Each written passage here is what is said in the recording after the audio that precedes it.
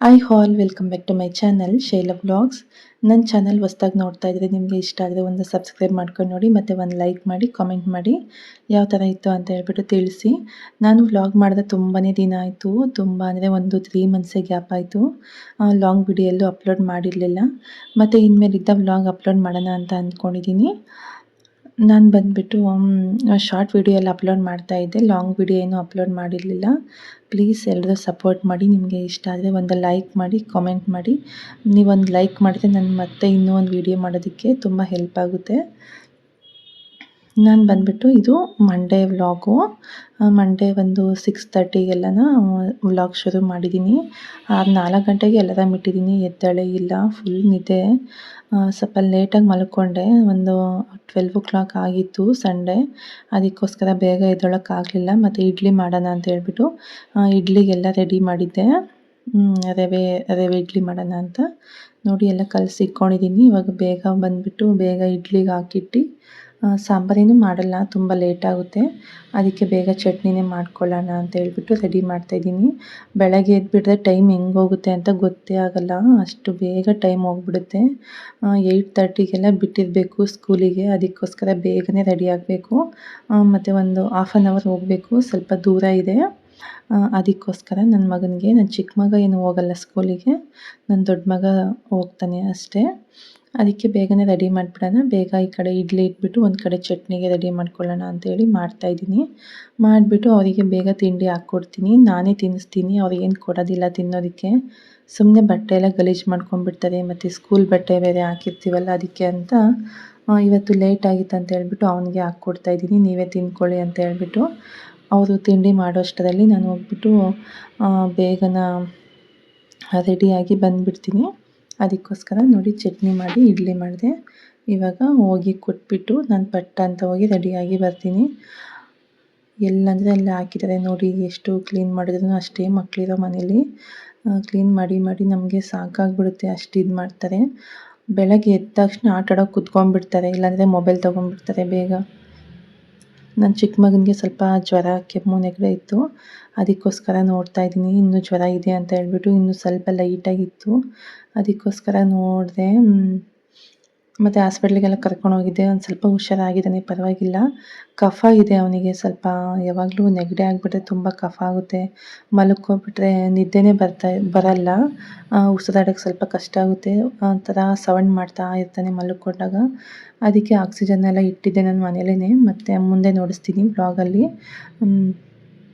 ಅದಕ್ಕೆ ಬೇಗನೆ ರೆಡಿ ಆಗಿಬಿಟ್ಟು ಬೇಗ ಓಡೋಣ ಅಂತ ಹೇಳ್ಬಿಟ್ಟು ನೋಡಿ ಕ್ರೀಮೆಲ್ಲ ಹಾಕ್ಬಿಟ್ಟು ತಲೆ ಬಾಚ್ತಾಯಿದ್ದೀನಿ. ತಲೆ ಬಾಚಿಬಿಟ್ಟು ಅವರು ತಿಂಡಿ ತಿನ್ನೋ ಅಷ್ಟರಲ್ಲಿ ನಾನು ಹೋಗ್ಬಿಟ್ಟು ಪಟ್ಟಂತ ಬೇಗ ರೆಡಿಯಾಗಿ ಬರ್ತೀನಿ. ಎಲ್ಲ ಅಮ್ಮಂದರು ಹಿಂಗೆ ಅಲ್ವಾ, ಬೆಳಗ್ಗೆ ಎದ್ಬಿಟ್ರೆ ತುಂಬ ಕೈ ಕಲೆ ಆಡಲ್ಲ, ಅಷ್ಟು ಟೆನ್ಷನ್ ಆಗೋಗ್ಬಿಡುತ್ತೆ. ಯಾವ ಕೆಲಸ ಮಾಡೋಣ, ಯಾವ್ದು ಬಿಡೋಣ ಅನ್ನೋ ಥರ ಆಗಿಬಿಡುತ್ತೆ ಬೆಳಗ್ಗೆ ಹೊತ್ತಲ್ಲಿ. ಮತ್ತು ಟೈಮ್ ಹೆಂಗೆ ಹೋಗುತ್ತೆ ಅಂತ ಗೊತ್ತೇ ಆಗೋಲ್ಲ, ಅಷ್ಟು ಬೇಗ ಬೇಗ ಟೈಮ್ ಆಗ್ತಾ ಇರುತ್ತೆ. ಒಂದು 5:30ಗೆಲ್ಲ ಎದ್ಬಿಡಬೇಕು. ಆವಾಗ ಎದ್ಬಿಟ್ರೆ ಸ್ವಲ್ಪ ನಿಧಾನಕ್ಕೆ ಕೆಲಸ ಎಲ್ಲ ಮಾಡ್ಕೋಬೋದು ನಾವು. ಇಲ್ಲ ಸ್ವಲ್ಪ ಲೇಟ್ ಆಯಿತು ಅಂತಂದರೆ ಒಂದು ಕೆಲಸ ಮಾಡೋಕ್ಕಾಗಲ್ಲ, ಯಪ್ಪ ಅಷ್ಟು ಇದಾಗಿಬಿಡುತ್ತೆ. ಆಮೇಲೆ ಅದಕ್ಕೆ ನೀನೇ ತಿನ್ನಿಸು ಅಂತ ಹೇಳ್ಬಿಟ್ಟು ಅವರು ಕೇಳ್ತಾಯಿದ್ರು. ನೀನೇ ಊಟ ಮಾಡಿಸು ಬಾಮ್ಮ, ಯಾಕೆ ನನಗೆ ಕೊಟ್ಟಿದ್ಯಾ ಅಂತ ಹೇಳಿ. ಲೇಟ್ ಆಗುತ್ತೆ, ನೀವು ತಿಂದ್ಕೊಳ್ಳಿ, ಅಷ್ಟೊತ್ತಿಗೆ ನಾನು ರೆಡಿಯಾಗಿ ಬರ್ತೀನಿ ಅಂತ ಹೇಳಿ ಏನೋ ಹೇಳ್ಬಿಟ್ಟು ಸಮಾಧಾನ ಮಾಡಿ ಕೊಟ್ಟು ಬಂದೆ ಅವ್ರಿಗೇ. ಇವಾಗ ತಲೆ ಎಲ್ಲ ಬಾಚಿಕೊಂಡೆ ಬೇಗನೆ. ಇವಾಗ ಹೋಗ್ಬಿಟ್ಟು ಬೇಗ ರೆಡಿಯಾಗಿಬಿಟ್ಟು ಬರ್ತೀನಿ, ಮತ್ತು ಮುಂದೆ ಸಿಗ್ತೀನಿ.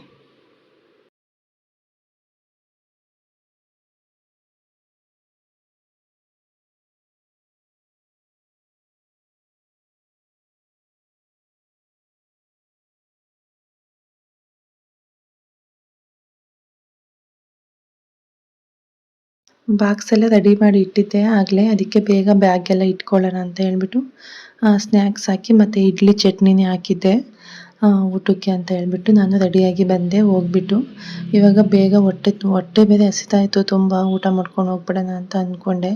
ತಿಂಡಿ ತಿಂದ್ಕೊಂಡು ಅದಕ್ಕೆ ಆಗಲ್ಲ ಅಂತ ಹೇಳ್ಬಿಟ್ಟು ಬೇಗ ಇಡ್ಲಿ ಹಾಕ್ಕೊಬಂದು ನಾನು 2 ಇಡ್ಲಿ ತಿಂದ್ಕೊಂಡು ಪಟ್ಟಂತ ಬೇಗ ರೆಡಿ ಆದ್ವಿ. ನೋಡಿ ಏನು ಹೇಳ್ತಾ ಇದ್ದಾನೆ ಬಂದುಬಿಟ್ಟು, ಲೇಟಾಗುತ್ತೆ ಬಾಮ್ಮ ಹೋಗೋಣ ಅಂತ ಹೇಳ್ಬಿಟ್ಟು ಹೇಳ್ತಾ ಇದ್ದಾನೆ.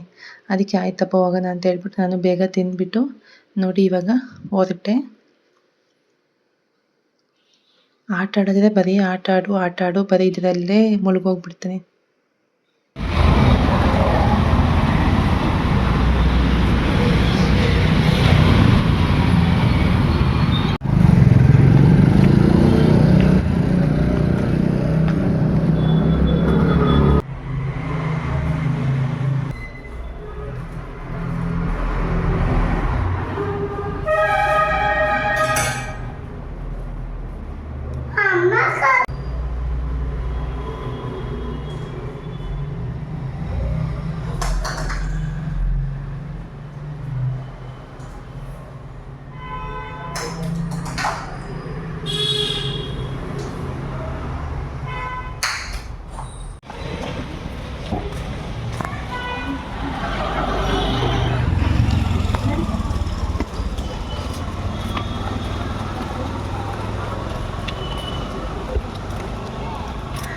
ಆಡು.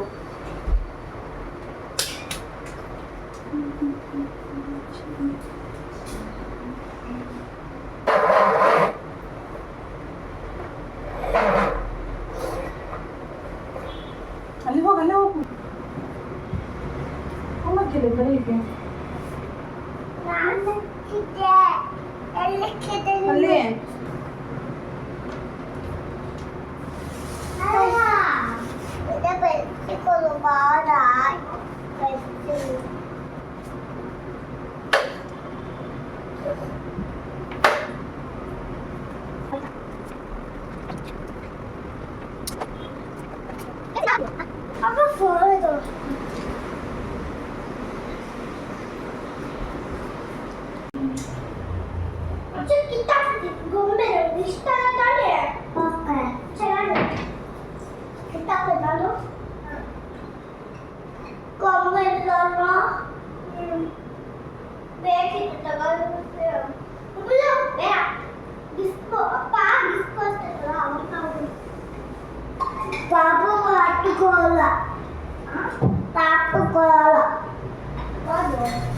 బొమ్మే.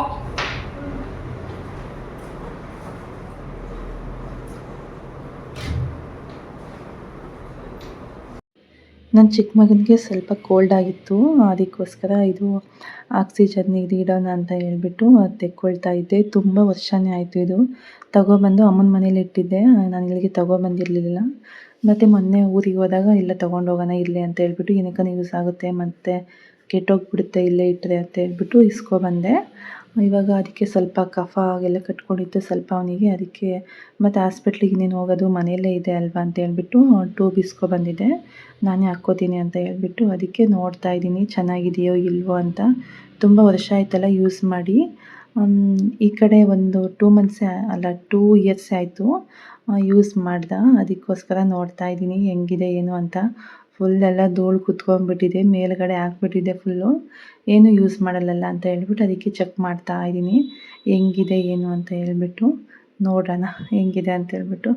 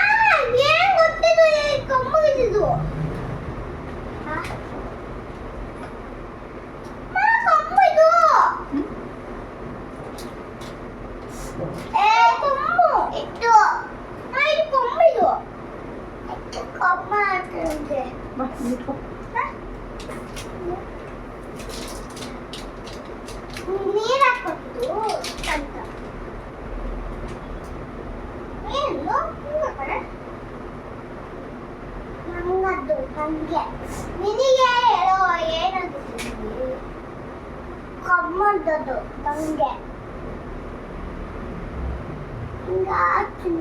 ಎಣ್ಣ ಕೊದ್ದೆ ಮನೆ ನಿನ್ನ ಕೊಡ್ತೀಯ ನಾನು ತಂದಿದ್ದೇನೆ ಎಣ್ಣ ಕೊದ್ದೆ ಹಾಕ್ತೀನಿ ನಿನ್ನೆ ಇಷ್ಟಗಲ್ಲ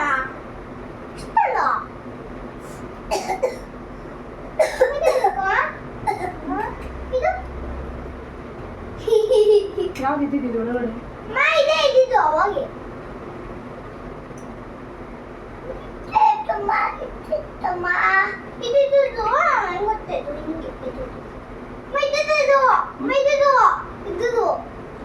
ಅದೆಲ್ಲ ತಗೋದು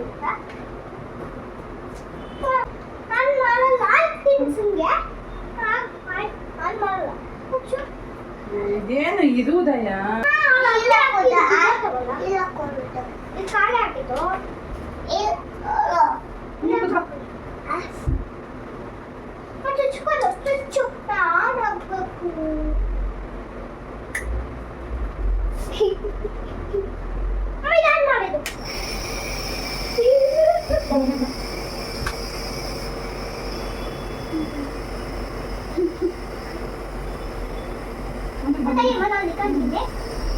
ಮುಂದಕ್ಕೆ ಬನ್ನಿ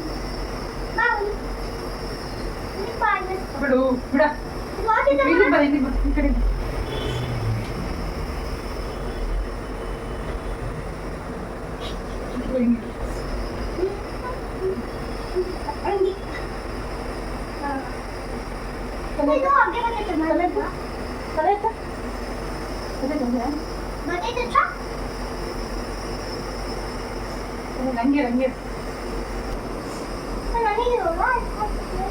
ತುಂಬಾ ವರ್ಷ ಆಗೋಗಿತ್ತು ತಂದ್ಬಿಟ್ಟು ಎಷ್ಟು ಇವನಿಗೆ ಚಿಕ್ಕವನಿದ್ದಾಗ ಸ್ವಲ್ಪ ಕಫ ಇದೆ, ಅದಕ್ಕೋಸ್ಕರ 7 ಮಂತಲ್ಲೇ ನಾವು ತಗೊಬಂದಿದ್ವಿ ಇದನ್ನ. ಮತ್ತೆ ಹಾಸ್ಪಿಟ್ಲಿಗೆ ಹೋಗ್ಬಿಟ್ಟು ಪದೇ ಪದೇ ಹಾಸ್ಪಿಟ್ಲಿಗೆ ಹೋಗೋಕ್ಕಾಗಲ್ಲ, ಹೋಗ್ಬಿಟ್ಟು ಇಸ್ಕೊಬರೋಕ್ಕಾಗಲ್ಲ ಅಂತ ಹೇಳ್ಬಿಟ್ಟು ಮನೆಗೆ ತಗೊಬಂದ್ವಿ.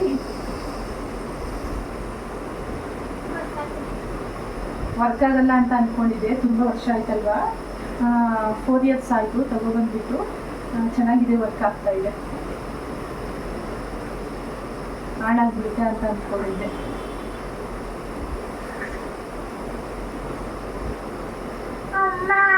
ನೈಟ್ ಆಗಿಬಿಟ್ರೆ ಉಸಿರಾಡಕ್ಕಾಗಲ್ಲ, ತುಂಬ ಕಫ ಕಟ್ಕೊಬಿಡುತ್ತೆ.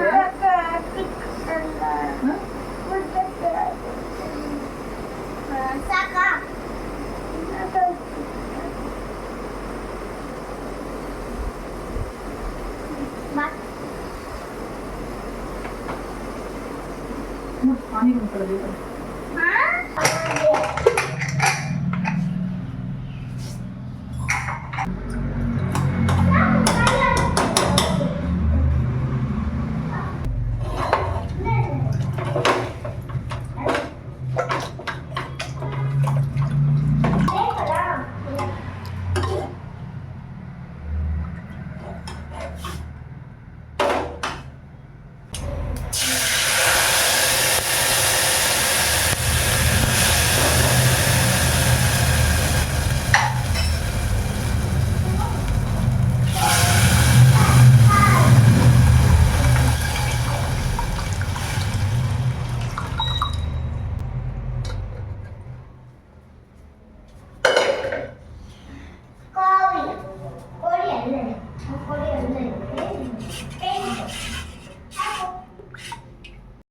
ಮತ್ತು ಸಂಜೆ ಒಂದು 5 ಗಂಟೆ ಹಿಂಗೆ ಏನಾರ ಸ್ನ್ಯಾಕ್ಸ್ ಮಾಡಿಕೊಡಮ್ಮ ಅಂತ ಹೇಳಿ ಕೇಳ್ತಾಯಿದ್ರು ಮಕ್ಕಳು. ಬೇಗ ಏನೂ ಆಗೋಲ್ಲ, ಏನು ಮಾಡೋಣ ಅಂತ ಹೇಳ್ಬಿಟ್ಟು ಯೋಚನೆ ಮಾಡ್ತಾಯಿದ್ದೆ. ಮನೇಲಿ ಆಲೂಗೆಡ್ಡೆ ಇತ್ತು, ಅದನ್ನು ಚಿಪ್ಸ್ ಮಾಡು ಅಂತ ಹೇಳಿ ಕೇಳ್ತಾ ಇದ್ದ. ಇಲ್ಲ ಚಿಪ್ಸ್ ಎಲ್ಲ ಆಗೋಲ್ಲ, ಇವಾಗ ಟೈಮ್ ಹಿಡಿಯುತ್ತೆ ಅಂತ ಹೇಳ್ಬಿಟ್ಟು ಬೇಗ ಫ್ರೆಂಚ್ ಫ್ರೈಸ್ ಮಾಡಿಕೊಡ್ತೀನಿ ಅಂತ ಹೇಳ್ಬಿಟ್ಟು ನೋಡಿ ಸ್ವಲ್ಪ ಬಿಸಿ ಮಾಡಿಕೊಂಡು ನೀರು, ಅದರಲ್ಲಿ ಒಂದು 3 ಆಲೂಗೆಡ್ಡೆ ತೊಗೊಂಡಿದ್ದೆ, ಮೀಡಿಯಮ್ ಸೈಜ್ ಆಗುವಷ್ಟು. ಅದನ್ನು ಸ್ವಲ್ಪ ಹೊತ್ತು ಒಂದು 2 ನಿಮಿಷ ಸ್ವಲ್ಪ ಕುದಿಸ್ಕೊಂಡ್ಬಿಟ್ಟು ಆಮೇಲೆ ನೀರೆಲ್ಲ ಸಪ್ರೇಟ್ ಮಾಡಿಕೊಂಡು, ಅದು ಆಲೂಗೆಡ್ಡೆ ಸ್ವಲ್ಪನೂ ತೇವ ಇರಬಾರ್ದು, ಆ ಥರ ಒಂದು ಕಾಟನ್ ಬಟ್ಟೆ ತೊಗೊಂಡು ಕ್ಲೀನಾಗಿ ಒತ್ಬಿಟ್ಟು ಎಣ್ಣೆ ಕಾಸ್ಕೊಂಡ್ಬಿಟ್ಟು ಬಿಸಿ ಮಾಡ್ಕೊಂಡು ಈ ಥರ ಹಾಕ್ಕೊಂಡು ಗೋಲ್ಡನ್ ಬ್ರೌನ್ ಬರೋವರೆಗೂ ಚೆನ್ನಾಗಿ ಫ್ರೈ ಮಾಡಿಕೊಂಡ್ರೆ ಆಯಿತು. ಅದಕ್ಕೆ ಬೇಗನೆ ಇದನ್ನೇ ಮಾಡಿಕೊಟ್ಟೆ, ಅವ್ರಿಗೂ ಇಷ್ಟ ಆಯಿತು. Thank you for watching.